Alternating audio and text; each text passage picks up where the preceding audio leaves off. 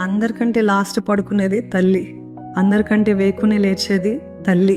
ఒకళ్ళు అన్నారు, the whole house is dark until the mother wakes up. Isn't it true? తల్లి లేస్తే ఇంటికి వెలుగు, తల్లి ఉందంటే ఇంట్లో సందడి కదా.